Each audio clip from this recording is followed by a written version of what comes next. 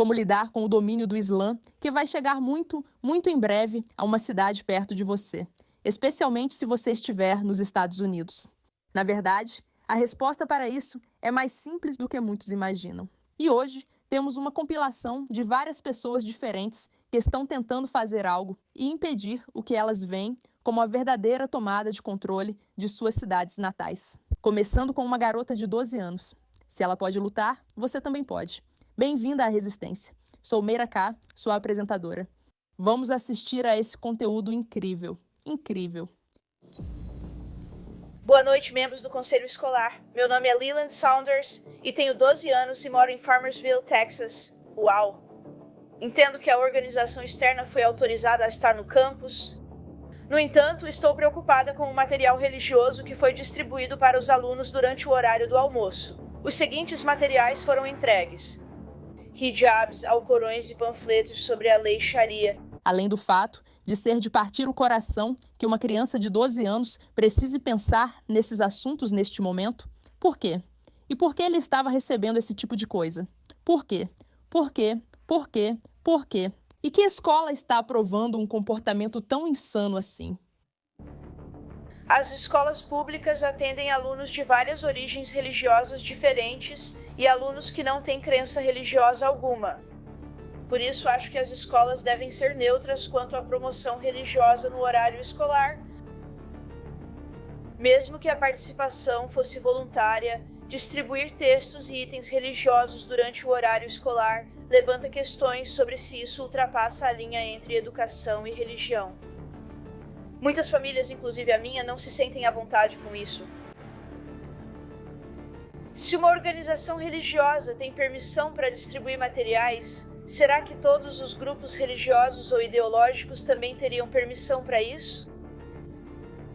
Ter a mesma oportunidade? Se sim, como isso será gerenciado de forma justa? Se não, como isso pode ser considerado tratamento igualitário?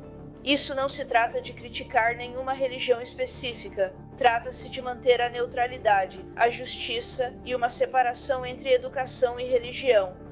O que é interessante, além do fato de ser muito impressionante ver uma criança de 12 anos fazendo isso, e é uma ótima manobra publicitária por parte dos pais ou de quem decidiu que essa criança deveria ir à frente, porque realmente mexe com o nosso coração quando percebemos que crianças pequenas estão falando sobre isso. Não é só um adulto, isso está incomodando elas também. É interessante porque, nos Estados Unidos, como sabemos, há uma separação muito clara entre igreja e Estado. E existe a crença de que essas duas coisas devem ser diferenciadas. Se quiser ir a uma instituição religiosa e receber panfletos religiosos, ótimo. Se você frequenta uma escola pública, na minha opinião, não deve permitir que um grupo domine com artefatos religiosos. Novamente, é um debate complicado se as pessoas deveriam simplesmente ter liberdade total para promover religião onde quer que vão, mas especificamente para crianças pequenas, que podem ser facilmente doutrinadas, precisa haver algum nível de proteção contra entidades que possam ser perigosas. E sobre religiões parecidas com seitas, é algo com que todos devem ter cuidado. É impressionante uma criança notar isso. Peço respeitosamente ao Conselho que esclareça as diretrizes em relação a grupos externos e materiais religiosos e que garanta que as políticas sejam aplicadas de forma consistente. Estamos avançando. Obrigada pelo seu tempo. Isso foi ótimo, tá?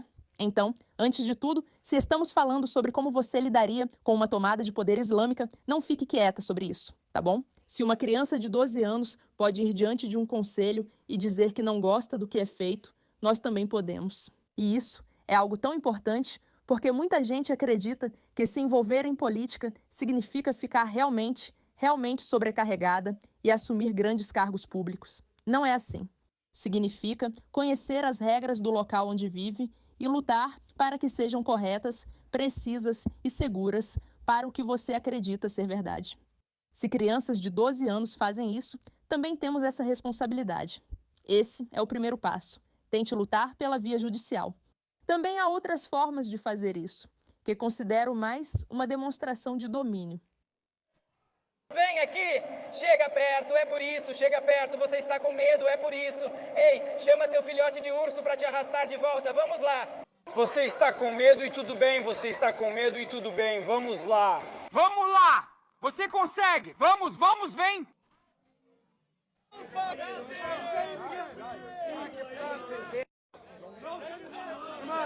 para o lado motociclista. Ok, então acho que o objetivo desse vídeo é bem claro. O que está acontecendo é um protesto, certo? E vimos que, por algum motivo, o outro lado adora protestar e afirmar que as liberdades religiosas lhes permitem ir às ruas, o que é verdade. Eles têm esse direito. Para mim, todo protesto precisa de um contraprotesto. Na minha opinião, protestos são pura perda de tempo. Eu não acho que eles sejam uma boa representação das nossas sociedades, mas existe um erro que costuma ser cometido porque pessoas que têm empregos e que são membros produtivos da sociedade normalmente não ficam do lado de fora gritando com os outros. Não é exatamente o que se faz. Quanto mais essas pessoas do lado oposto estão nas ruas, achando que podem dominar, ser violentas, dizer coisas desagradáveis e fazer barulho. E ninguém diz a elas: você não pode fazer isso, recue ou eu vou te enfrentar. Foi o que ocorreu naquele vídeo. Quanto mais conseguem. Elas acreditam que podem continuar, o que as fortalece por sentirem que estão dominando mais. E como já sabemos, esse movimento é claramente um movimento de dominação. O contra-ataque à dominação é extremamente importante. E agora, não estou recomendando que toda criança pequena ou duas meninas pequenas saiam para uma manifestação, que é perigoso, tá? Não estou dizendo isso.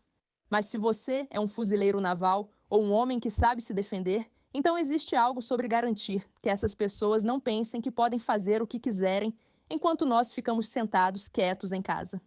E, de novo, isso não é só sobre protestos. São vários eventos diferentes que estão acontecendo, nos quais as pessoas, quando veem algo errado, enfrentam a situação. Nos disseram que devemos ser pessoas educadas e, você sabe, não causar problemas. Mas, no fim das contas, é nisso que eles estão apostando. Eles esperam que fiquemos em silêncio quando não gostamos de algo, para continuarem ultrapassando limites impunemente. Acham que podem distribuir panfletos da Sharia na escola porque ninguém vai reclamar. Mas nós vamos. E saquear e assassinar. Religião falsa e nojenta. E você vai para o inferno a menos que se arrependa junto com eles. Religião doente e nojenta. É por isso que todo mundo odeia o Irã, nossa rotina em corrente contínua, e a sua Palestina estúpida.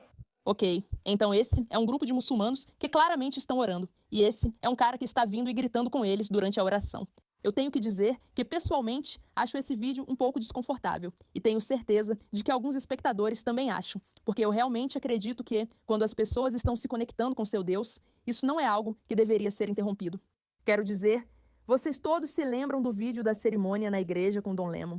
É algo que parece um pouco errado. E esse é um equilíbrio que estamos sempre tentando encontrar quando se trata desse assunto. Porque, do ponto de vista religioso, quando você conhece alguém que é simplesmente uma pessoa legal, que está conectada à sua religião do Islã.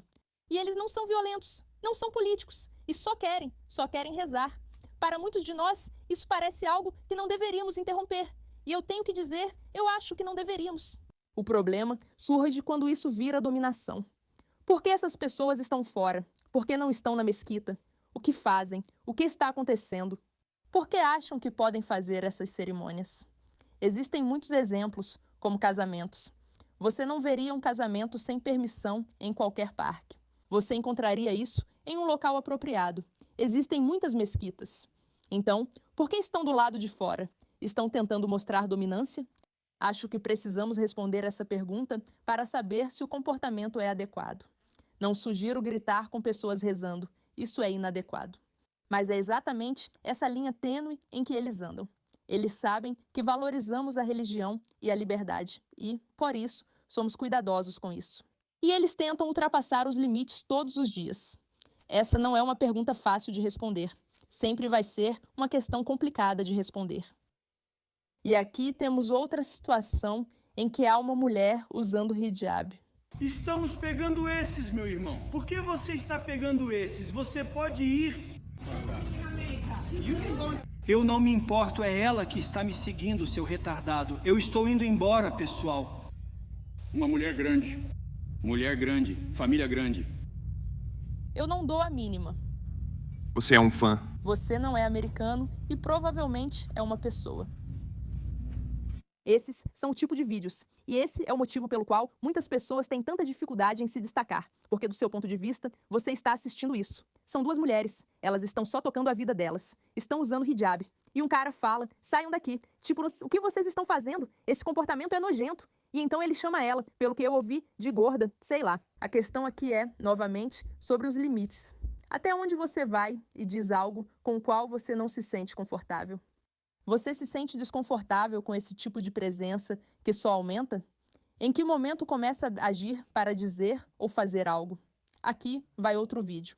Pessoal, estou aqui em Tyson, Virgínia, bem perto de Washington, D.C., e é assim que é aqui.